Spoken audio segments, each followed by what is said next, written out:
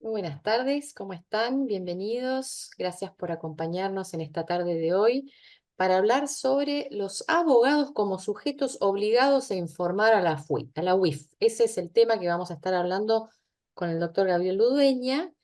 Bueno, se los presento, él es abogado, es docente universitario de grado y posgrado, es egresado de la carrera de especialización en Derecho Tributario de la Facultad de Derecho, Universidad de Buenos Aires, experto en fiscalidad internacional por la Universidad Santiago de Compostela de España, doctorando en Derecho Fiscal de la UBA.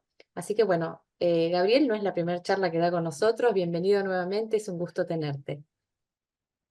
Bueno, muchas gracias, Irene. Muy buenas tardes a todos los asistentes. Gracias por la invitación. Bueno, la verdad, Irene, me parece un acierto esta temática, porque lo que les voy a comentar ahora son obligaciones bastante novedosas que tenemos los abogados y las abogadas para con la unidad de información financiera.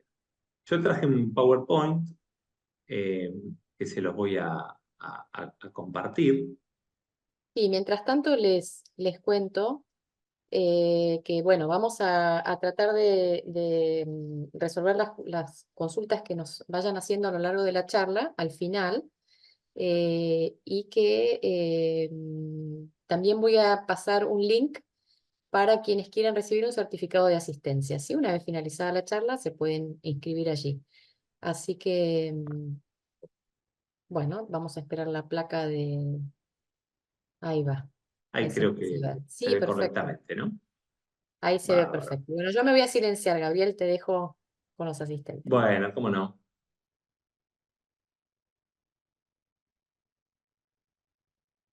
Bueno, como les decía, ahí está,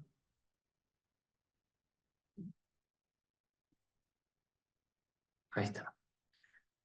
Eh, Esta temática es bastante novedosa, ¿no? Es una incumbencia, es una nueva obligación que tenemos los abogados y abogadas respecto con un organismo que está en la órbita del Ministerio de Justicia, que es la UIF, la Unidad de Información Financiera. Ahí un poco la gráfica nos muestra una persona con los papelitos, eh, porque esto implica, les anticipo, eh, nuevas obligaciones para los abogados, estén matriculados o no estén matriculados en un colegio de abogados y abogadas, ¿no? Eh, Obviamente, les voy anticipando también que es para ciertas actividades, ciertos servicios de los abogados. Es decir, ante ciertas actividades nacen un montón de obligaciones. Ante ciertas actividades nacen un montón de obligaciones. Para otras actividades, las más tradicionales de la abogacía, esta obligación, esta novedad que yo traigo, no va a ser aplicable.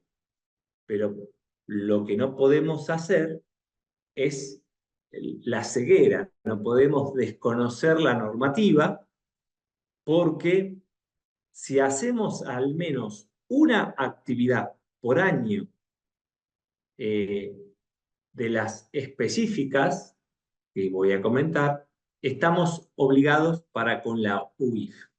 Y estar obligado para con la UIF implica un montón de deberes y obligaciones, e implica también estar sujeto a un régimen sancionatorio por el incumplimiento de esas obligaciones. Por lo tanto, en estos 45 minutos que voy a comentar algunas filminas que traje en el PowerPoint, vamos a hacer un repaso de estos temas. El primer punto, vamos a ver la normativa de dónde surgen estas obligaciones. Básicamente es la ley de prevención del lavado de dinero, ley 25.246, y sus modificaciones, especialmente la modificación de la ley 27.739 que incorpora a los abogados como sujetos obligados. Ley 27.739 modifica a la 25.246, Boletín Oficial del 15 de marzo. Fíjense, bastante novedosa esta reforma al régimen de lavado. Pero también la UIF complementa esta obligación troncal de los abogados en una resolución, que para los abogados es la 4824, ¿no? Las dos normas, yo esto lo voy a repetir bastantes veces, nos hablan de actividades específicas, es decir, ante ciertos supuestos vamos a ser obligados, ¿sí? Obviamente, eh,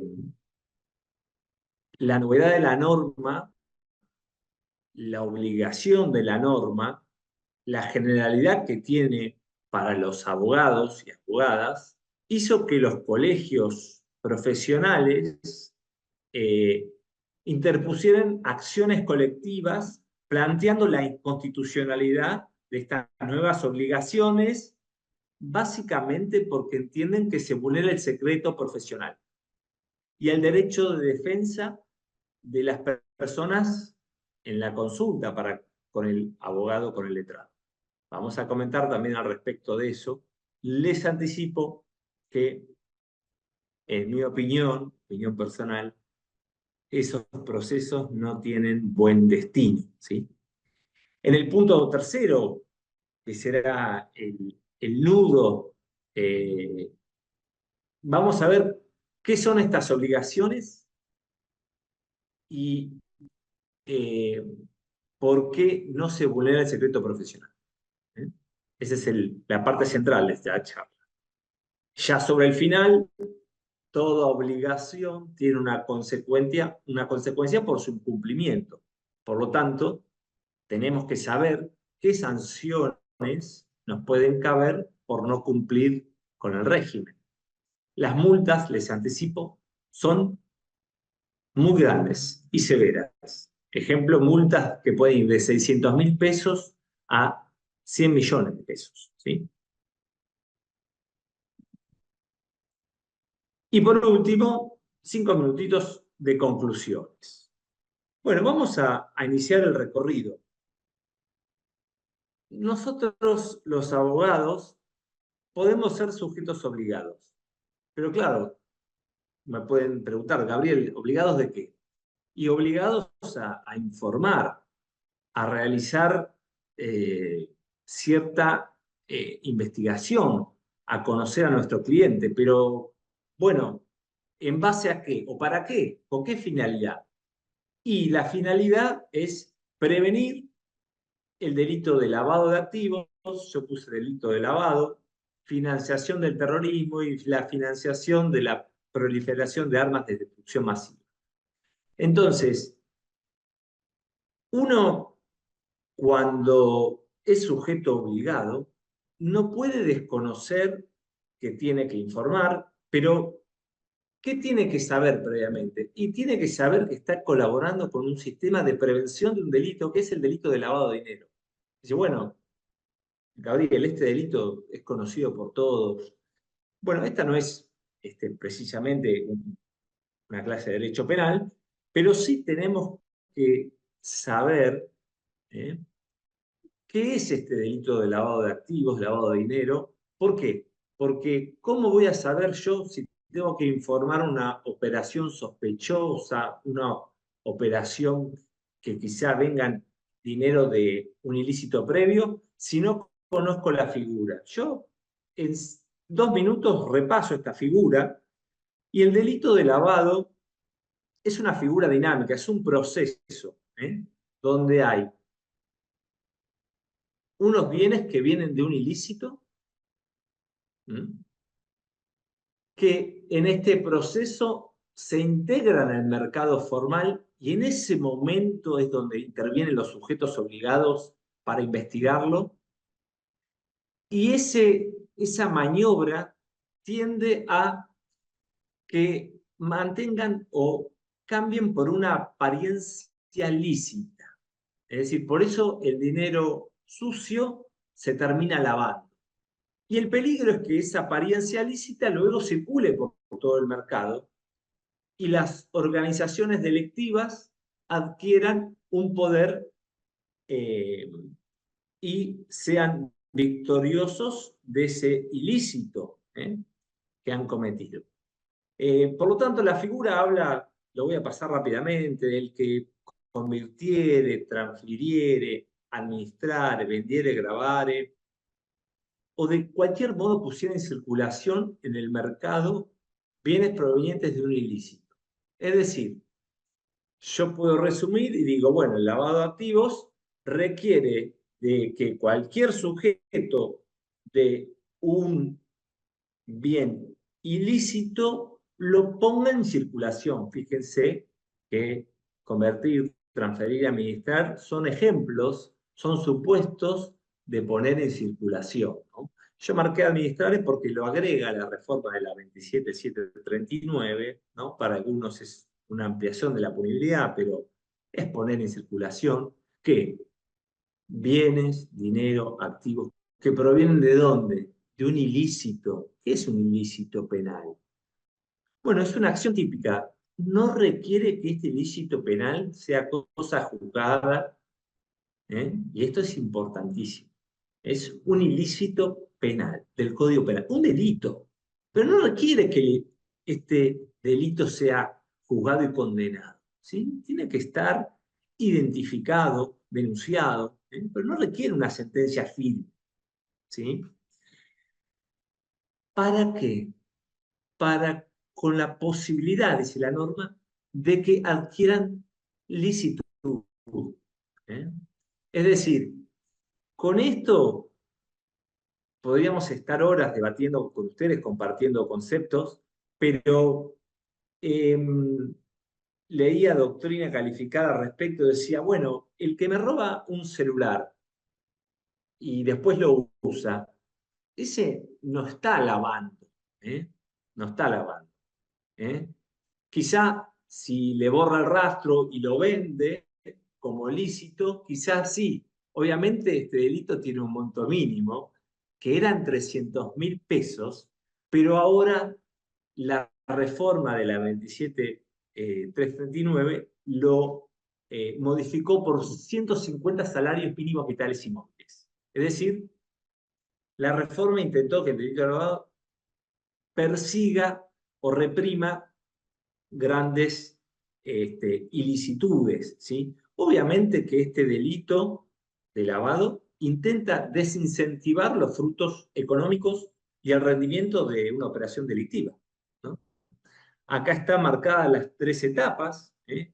La inicial, producto de bienes ilícitos que se colocan en el mercado. La estratificación, se realizan transacciones para impedir reconocer el origen ilícito. Y la integración, cuando el lavado se llevó a cabo, ¿no? Los fondos legítimos ya provienen en lo inmediato de actividades lícitas. Obviamente que se discute, con esto termino, de la referencia al lavado, si es una figura que merece estar sancionada de esta manera, se reprime inclusive el autolavado, es decir, el delincuente previo puede ser también sancionado por el delito de tráfico de estupefacientes, corrupción y por el delito de lavado. Uno dice, bueno, pero entonces, ¿el delincuente para qué está? Si no es para aprovecharse del rédito económico de su delito. Bueno, lo cierto es que se lo reprime con nueva figura, con concurso real. Para terminar con esta conceptualización del delito de lavado, ¿no? La delincuencia organizada no es una ONG, ¿eh? Persigue el lucro, ¿eh? La organización delictiva persigue el lucro. Y si la organización delictiva permite el rédito del producto, y bueno, los delincuentes van a evitar el lugar, van a frecuentar el lugar donde logren cierta impunidad, cierto disfrute de su rédito económico, ¿no? Los ejemplos de los capos narcos y su poder que han tenido a lo largo de Sudamérica nos pone de manifiesta esta problemática.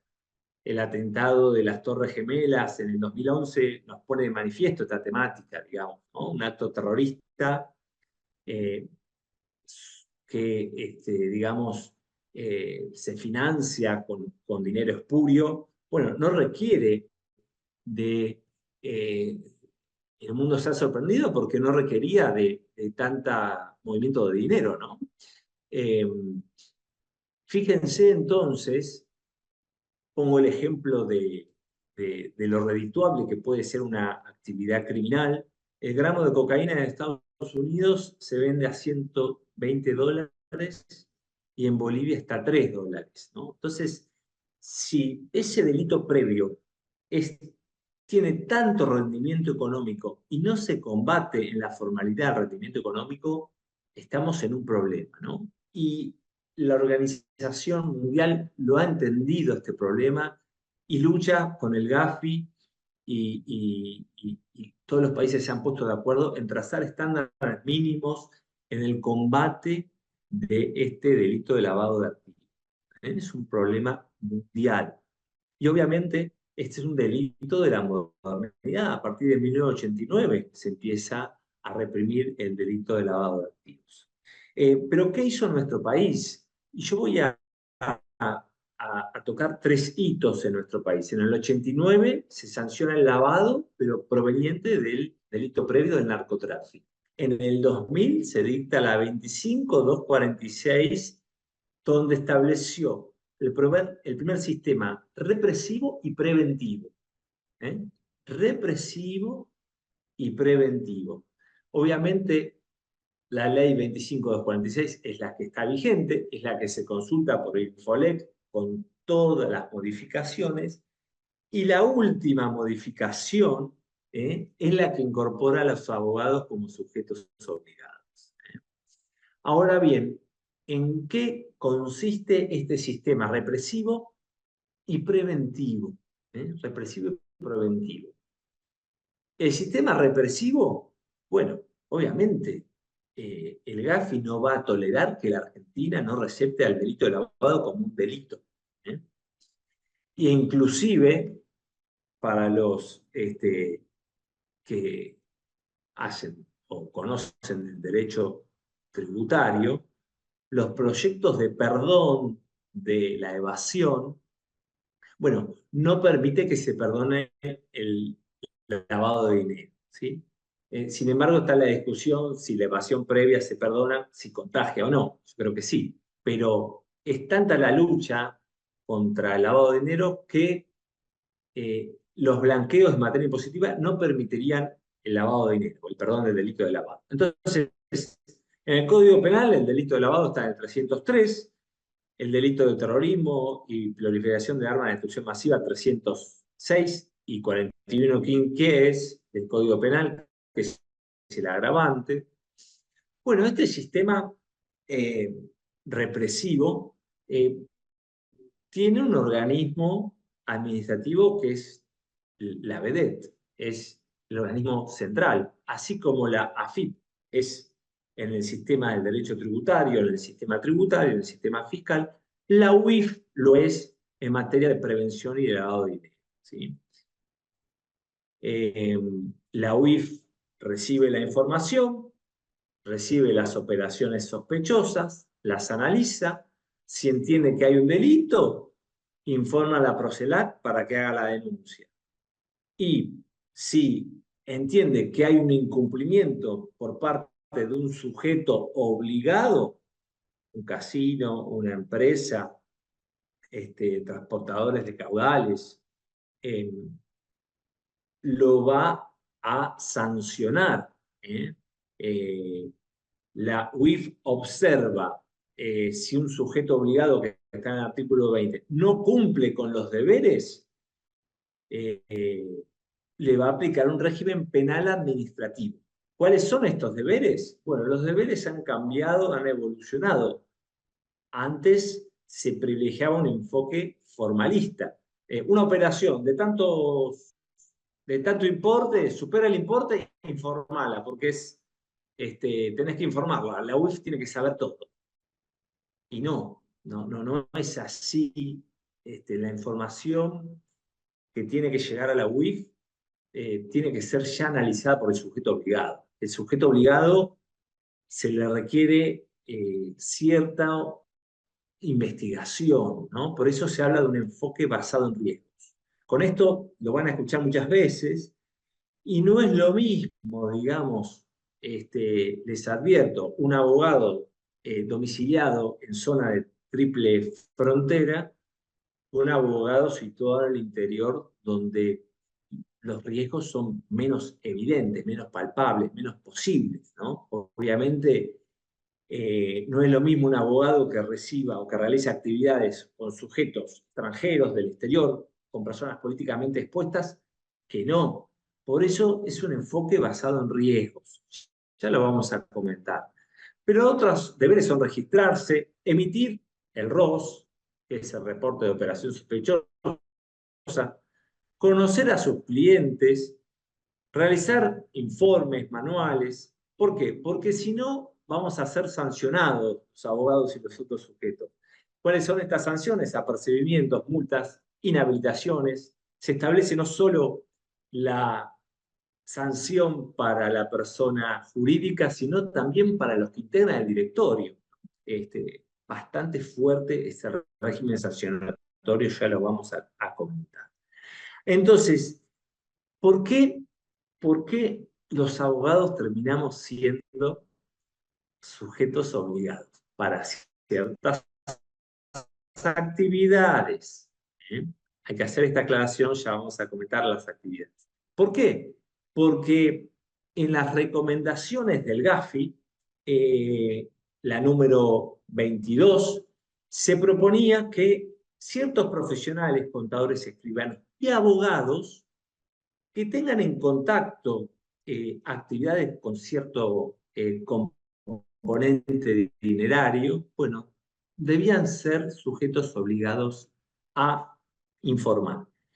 Y tal es así que el GAFI, en una ronda de la cuarta evaluación, nos vino a controlar las recomendaciones ya del 2022-2021, las cuales una de estas tenía que ver con los abogados como sujetos obligados. Pero una de estas, otra era la recepción del delito de financiamiento y proliferación de armas de destrucción masiva, otra era el registro de beneficiarios finales, otra era la actividad de Bitcoin o monedas virtuales o bienes virtuales como actividad también riesgosa. O sea, había un montón de normativa del GAFI, que entiende que es un estándar, que es soft law, que si no te pongo en una lista gris, y este recorte del diario La Nación de principios de marzo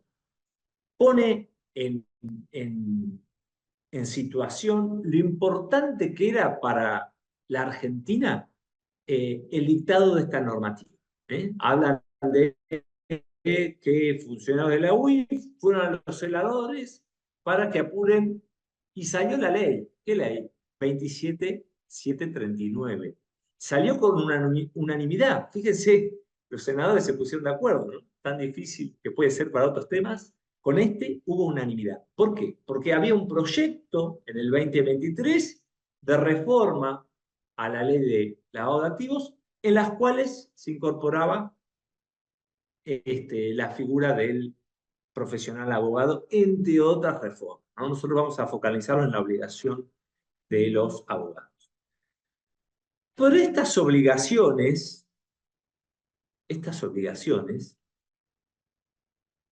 son para los abogados y abogadas, pero para ciertas actividades. ¿Dónde vemos estas obligaciones? Bueno, en la ley 25246 se meten en Infonet, van al texto actualizado, se van a encontrar que el artículo 20 está actualizado o según redacción de la 27739 del 15 de marzo, y en el inciso 17 nos encontramos los abogados junto con los contadores y escribanos. ¿Cómo dice la norma? ¿Están obligados a informar a la UIF? de conformidad con las normas que dicte dicho organismo los siguientes sujetos. Es decir, no solamente tenemos que repasar la ley, que acá va a enumerar las actividades, sino la reglamentación. Obviamente somos abogados y sabemos que la reglamentación no se puede extralimitar al deber legal de informar. Y la resolución que vamos a comentar no se extralimita en este sentido. Las actividades que marca la ley son las actividades que están en la resolución. No hay una, en mi criterio, una extralimitación en la reglamentación, ¿sí? Yo voy a leer las actividades, después las vamos a repasar, ¿sí? Entonces, el inciso 17 nos encuentra a los abogados al lado de los contadores y escribanos, ¿eh?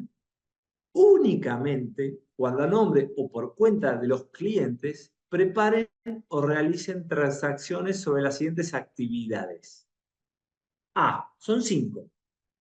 Compra-venta de inmuebles con monto mínimo, 700 salarios. O sea, no toda compra-venta de inmuebles. Administración de bienes y otros activos con monto mínimo, no toda administración de bienes. Monto mínimo de 150 salarios mínimos vitales y móviles. Ya vamos a comentar la unidad de medida. Administración de cuentas bancarias de ahorros o valores. Monto mínimo, 50 salarios mínimos vitales y móviles. Y las dos últimas que van a preocupar o van a interesar a los abogados relacionados con las sociedades, con la constitución de sociedades, refieren a la organización de aportes para la creación o administración de personas jurídicas o la operación, administración de personas jurídicas y otras estructuras compraventa de negocios jurídicos. Ya vamos a comentar un poquito, a tratar de verificar estas situaciones y analizarlas cuando pueden suceder en la práctica. Les anticipo que la ley misma dice que los abogados, escribanos y contadores que actúen como profesionales independientes no están obligados a reportar transacciones sospechosas si la información relevante se obtuvo en circunstancias en las que estos están sujetos al secreto profesional. Por lo tanto, les anticipo que la propia ley protege a los abogados, contadores y escribanos, a los tres, de no brindar esa información si se captó o se tuvo conocimiento en circunstancias donde, y esto es bastante subjetivo, el abogado entiende que está en una relación de secreto profesional. ¿Sí? Pero,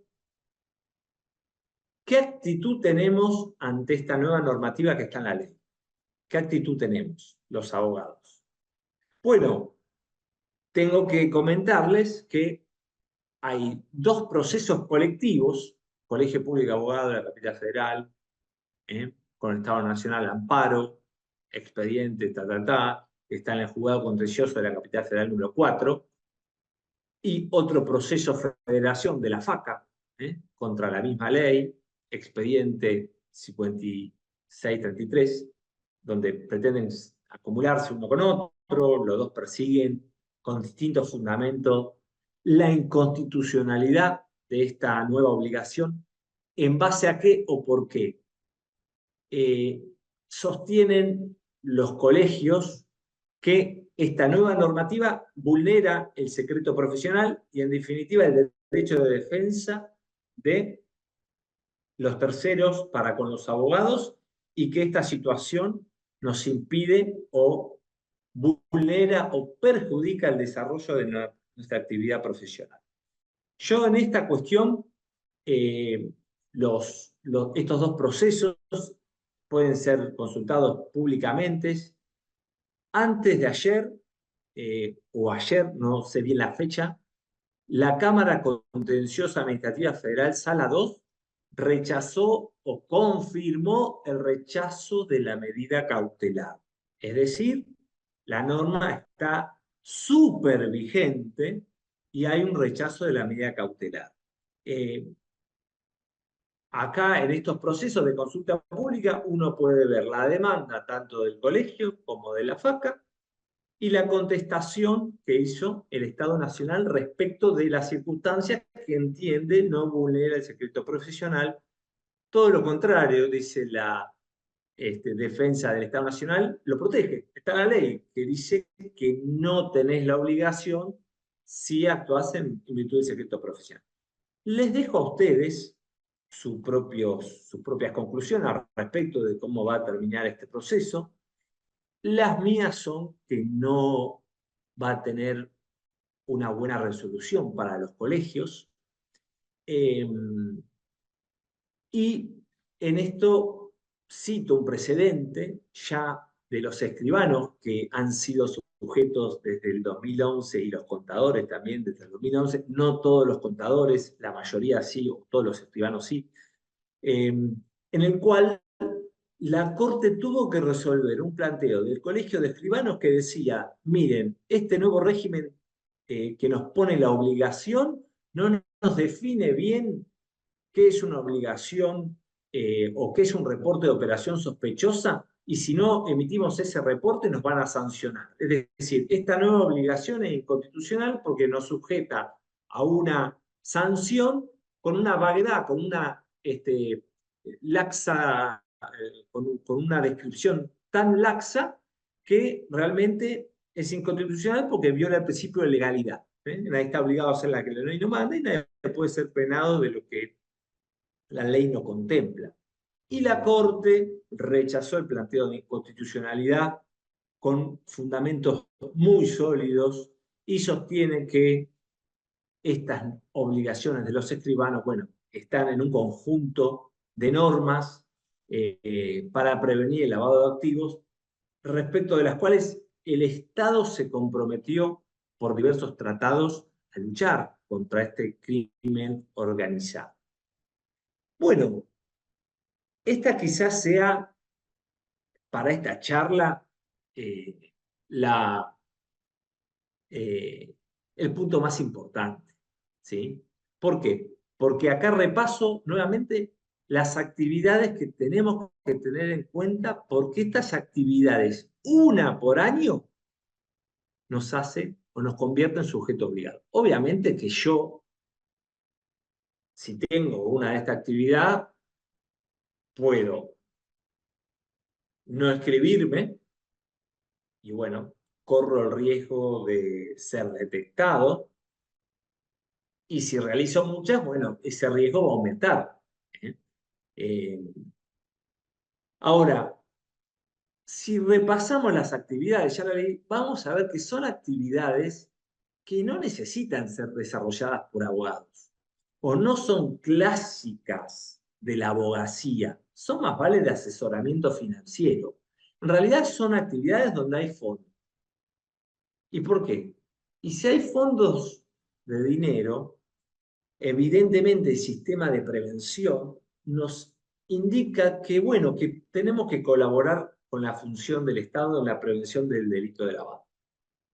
Entonces, en esas actividades son, bueno, no es la defensa, ya vamos a verlo, ¿no? Con más desarrollo, ¿eh? Respecto de lo cual no estamos obligados los abogados. Les anticipo que no estamos obligados en cualquier situación que un cliente nos presente que lo defendamos. Esto es importantísimo. ¿Eh? No estamos obligados o no es cliente las situaciones en las cuales un tercero, un cliente, eh, nos solicita una defensa, un asesoramiento para una defensa. ¿Sí? Entonces, ¿cuáles son esas actividades? Después lo complemento con qué es un cliente, ¿no? Y a qué abogados aplica. Compra-venta de bienes inmuebles. Cuando indagué un poco, bueno, esta norma viene a la ley, esto ya es la resolución 48 del Boletín Oficial 25 de marzo. Hablaba con Irene que es bastante reciente esta obligación, la ley es del 15 de marzo, la resolución salió el 25, el artículo 2 replica la ley. La ley replica el GAFI, la recomendación 22. Claro, entonces en los textos, usted me puede decir cuándo un abogado interviene en la compra y venta de inmuebles. Bueno, en otros países los abogados tienen papel más preponderante en estas cuestiones. En Argentina, generalmente un escribano. ¿Eh? Por eso, esta resolución o esta actividad es igual para los contadores. Los contadores también están obligados por resolución 42 del 2024 en esta actividad. Y similar los escribanos, resolución 242-2023, ya del año pasado. ¿Sí? Compra-venta de bienes inmuebles, pero no toda compra-venta. Tiene que haber una entidad de esa operación, tiene que superar 700 salarios mínimos vitales y móviles, que hoy la referencia de ese salario mínimo vital y móvil es al 31 de diciembre del año anterior, ¿sí? Que estaba en 156.000. En lo último de esta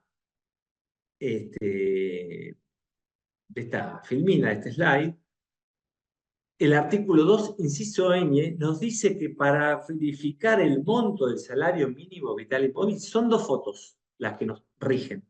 2 días, al 31 de diciembre del año anterior y al 30 de junio de este año. ¿Eh?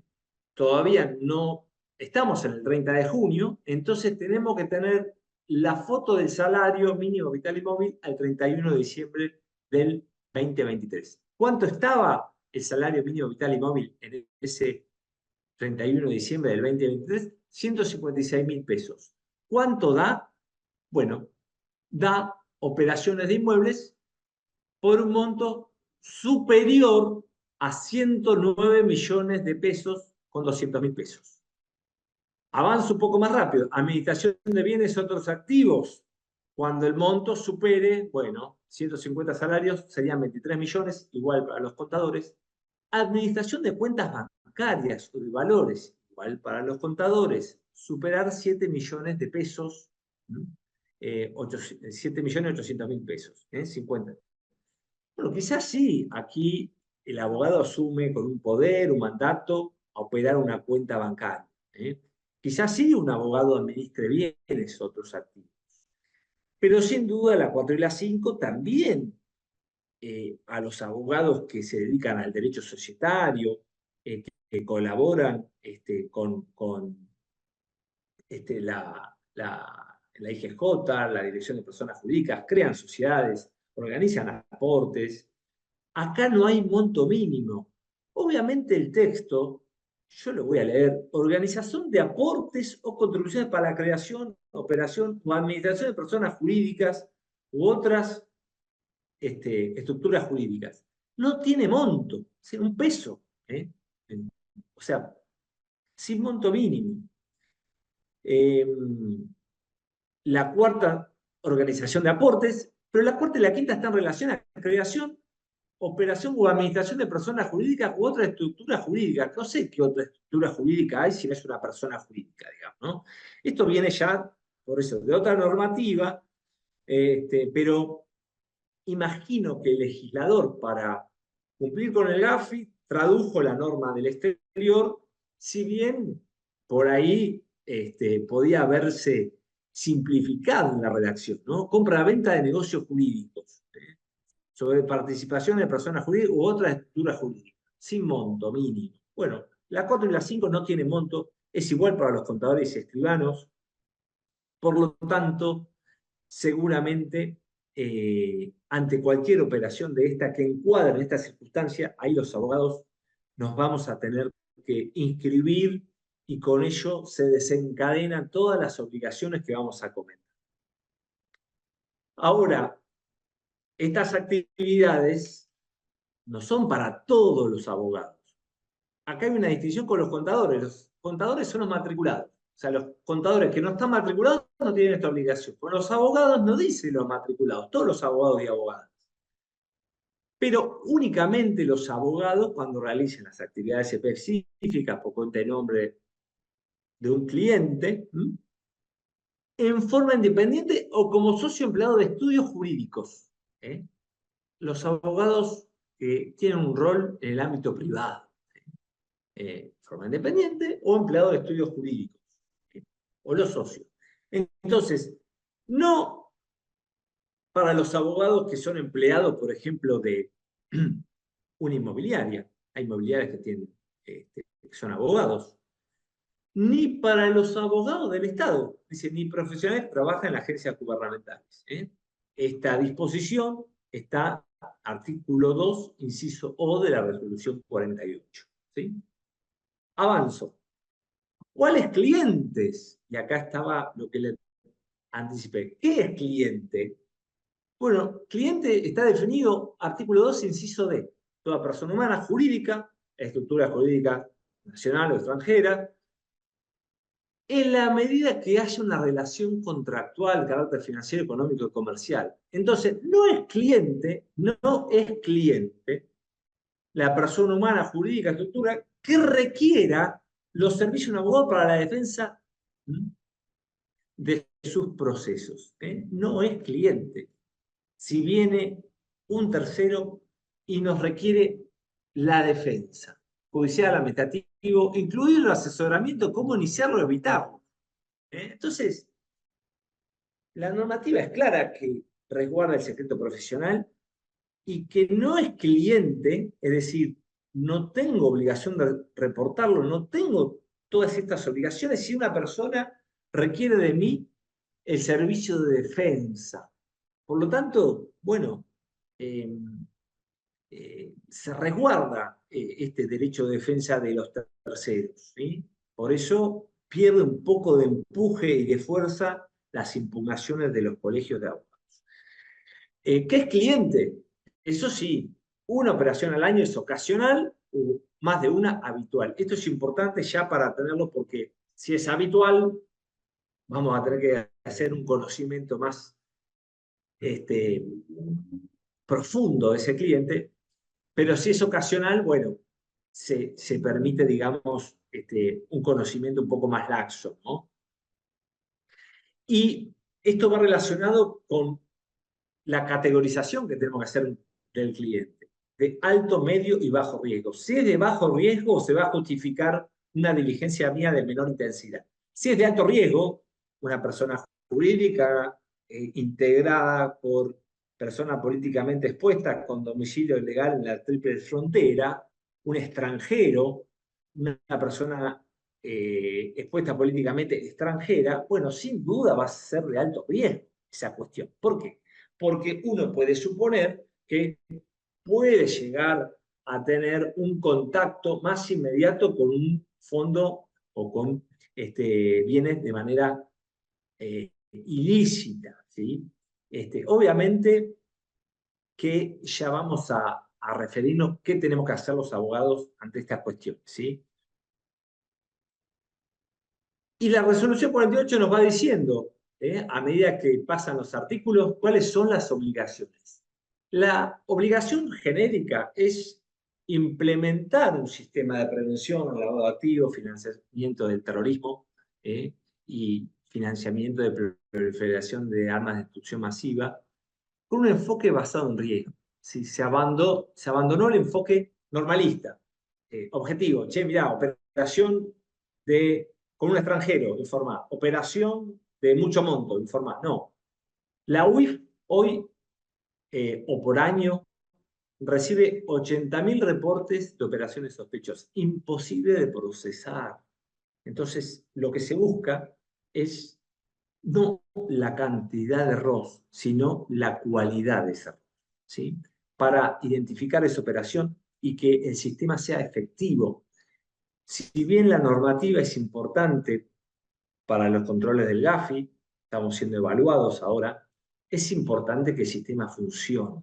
¿Sí? Por eso el GAFI no solamente controla la normativa, sino la efectividad. Y la efectividad del sistema no es un sistema que tenga millones de ROS, sino que los ROS que se emitan respondan a ciertas operaciones inusuales no justificadas.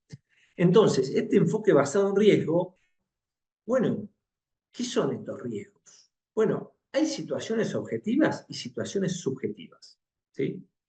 La norma, cuando ustedes la consulten, van a ver que admite ciertas circunstancias que por ahí para un abogado puede ser riesgoso o para otro abogado o abogada no. Estos factores de riesgo son la residencia del cliente, la nacionalidad, la edad, si es muy joven, si es muy mayor, si es una persona políticamente expuesta, los antecedentes, los riesgos asociados a las actividades específicas, si te encontrás remoto, virtual o presencial, las zonas geográficas. Hay zonas geográficas que son muy distintas en Argentina. No tenemos que ser un erudito del derecho para darnos cuenta que Rosario tiene zonas que son proclives al narcotráfico. Y la triple frontera no es lo mismo que zonas donde la gente duerme con la puerta abierta, digamos. El país es bastante visible en estas situaciones. Por eso el enfoque basado en riesgo. No es lo mismo la actividad de una empresa que conozco a toda la familia en el interior que donde no conozca a nadie. Tengo que hacer, vamos a ver, una debida diligencia de conocer al cliente. Y empiezo con ciertas obligaciones, las voy a enumerar porque no nos va a dar el tiempo prácticamente. Tengo que, como obligación, hacer un informe de autoevaluación de riesgos. Es decir, me tengo que autoevaluar y lo tengo que enviar a la UIF. ¿Sí? Eh, eh, Esto es un informe que tiene que estar remitido a la UIF antes del 30 de abril 2026. Tengo que decir, bueno, Gabriel, falta un montón, pero la realidad indica que esta autoevaluación es a partir de la vigencia, es decir, ya de un mes atrás, ¿eh? De cómo estoy preparado para estas situaciones. ¿Eh? Y además, tengo que implementar medidas para mitigar estos riesgos. ¿Sí? Tengo que establecer medidas de debida diligencia. Tengo que tener un formulario, un procedimiento, un manual. Los voy a enumerar y con esta enumeración que voy a hacer acá, voy a pasar varias slides para llegar al final. ¿Por qué? Porque en el artículo 7 se resumen todas las obligaciones que tenemos los abogados. En el ABC, chequear si los clientes y beneficiarios finales están incluidos en el registro público de personas o entes vinculados al terrorismo y si son personas políticamente expuestas. Fíjense lo importante. Yo entré al registro y la verdad, bueno, son todos nombres, la mayoría o entidades árabes muy de público conocimiento ligados al terrorismo, ¿no? Pero bueno, hay que hacer ese chequeo, quizá nos pueda sorprender una persona que esté en ese registro, ¿sí? Realizar la debida diligencia de los clientes beneficiarios finales. ¿Esto qué es debida diligencia? Conocerlos, ¿sí? Los tengo que conocer, tengo que saber sus actividades. ¿Por qué? Porque yo tengo que analizar y registrar las operaciones inusuales. Y para saber una operación inusual, yo tengo que saber la actividad usual, ¿sí? Pero cuando la operación inusual no está justificada, cuando hay algo que se escapa de la normalidad, una práctica de mercado, es una operación sospechosa. ¿Sospechosa de qué? De provenir de un ilícito precedente, ¿sí? Y que yo sea la ocasión para lavar o estar en un proceso de lavado de activos. Entonces, yo, si estoy en esa situación, tengo que reportar una operación sospechosa, salvo el secreto profesional. Entonces me va a decir, Gabriel, ¿siempre tengo que reportar una operación sospechosa? Bueno, acá es subjetivo. Si estás en el marco de un secreto profesional, la norma te protege a no hacerlo. ¿Sí? Desarrollar una capacitación en prevención para empleados y colaboradores. Si yo tengo un estudio, tengo que capacitar en prevención de lavado de activos para los empleados y colaboradores, para todos. Conservar la información de clientes y beneficiarios finales. Tengo que conservar la información, tengo que hacer un legajo, conservarlo. Tengo que tener sistemas digitales para conservar esta documentación. Tengo que hacer print de pantalla. Tengo que guardar las declaraciones de manera digital o en papel. ¿Sí? La resolución me da esa opción, de papel o digital. Tengo que evaluar la efectividad del sistema con un revisor externo independiente. ¿Qué es esto? Bueno, tenemos que contratar los abogados, contadores también, escribanos también, a un revisor externo independiente. ¿Qué es un revisor externo? Es un profesional que cada 2 años tenemos que contratar para que nos evalúe en qué situación estamos. ¿Eh? tengo que hacer un manual de prevención y actualizarlo cada 2 años, tengo que hacer una capacitación anual, y tengo que conservar la documentación física o digital por 10 años. Bueno, estas son el repaso de las obligaciones, que nos implican, ¿qué? Nos implican un montón de costos, ¿sí? Un montón de horas.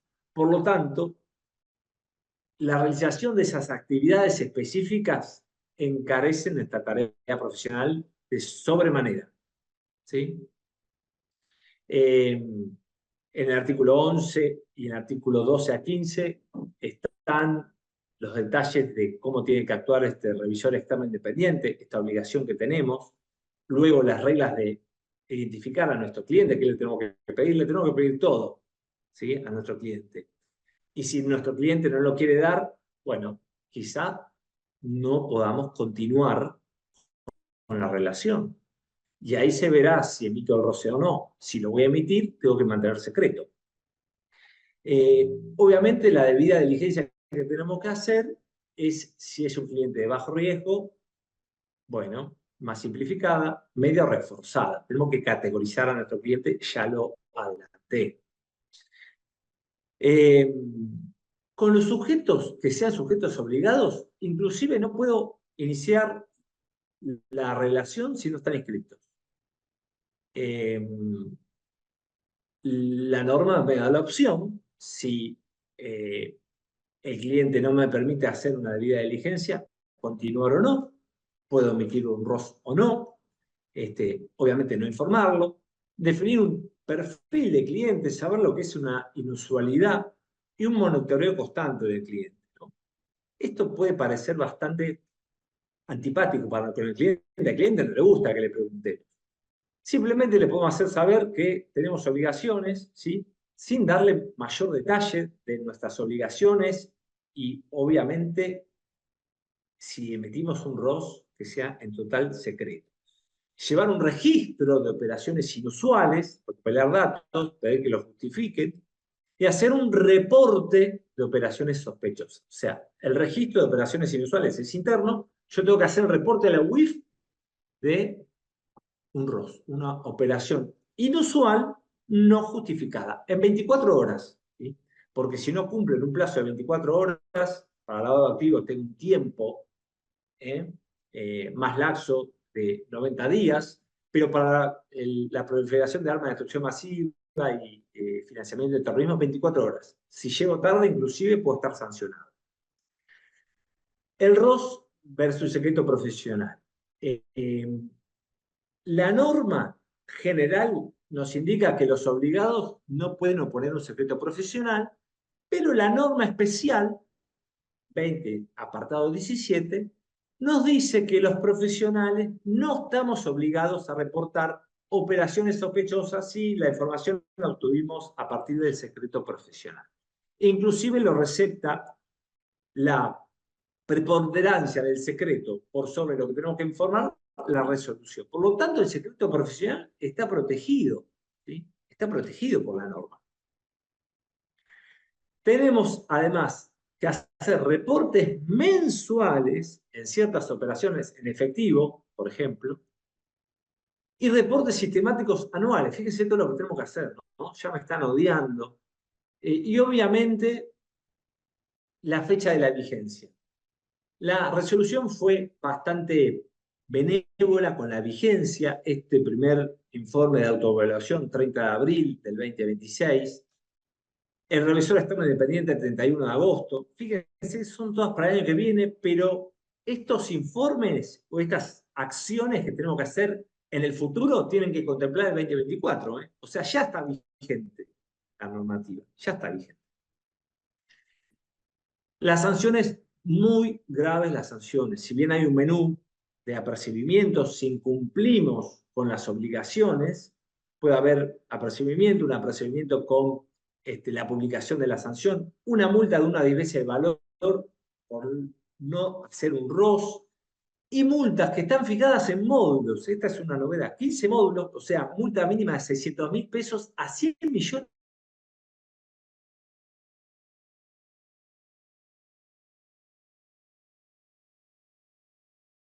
Gabriel, ¿eh?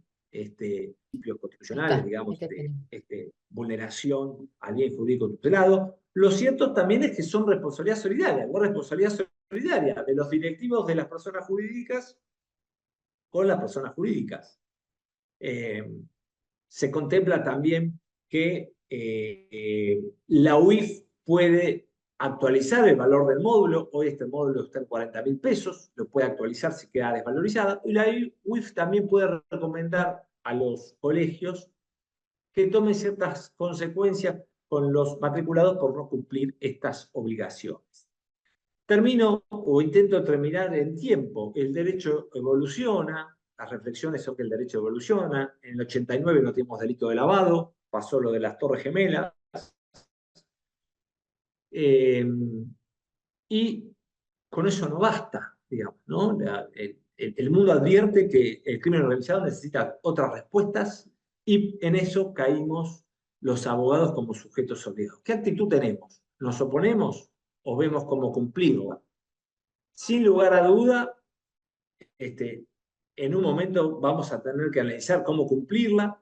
En principio está tutelado el secreto profesional para los clientes que requieren que los asesoremos en la defensa de sus derechos, pero sin ninguna duda respecto de las actividades específicas que comenté, la actividad del abogado se hizo más costosa porque hay una serie de obligaciones que tenemos que cumplir y si no las cumplimos vamos a ser sancionados. Y las sanciones son muy severas, obviamente enmarcadas en un sumario administrativo revisable ante la justicia, pero seguramente ningún abogado desearía tener un sumario de estas características. Hoy está vigente, si bien las obligaciones son para más adelante en cuanto a los informes, los reportes, tiene que tener en cuenta la información que podemos estar hoy en una actividad específica sujeta a que nos promuevan una obligación de inscribirnos como sujeto obligado y, por supuesto, el programa o la normativa requiere o nos obliga a capacitarnos y seguramente en el futuro tengamos que asistir a capacitaciones, sobre todo para los sujetos obligados, no para los abogados que nunca vamos a realizar una de estas actividades.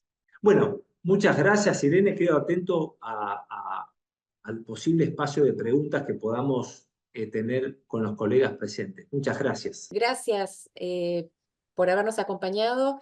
Gabriel, muchísimas gracias por la claridad en la explicación de todo este tema que tiene su complejidad y su novedad. Gracias a Y eso es lo ustedes. más. Sí, Muchas muchísimas gracias a gracias. ustedes por acompañarnos.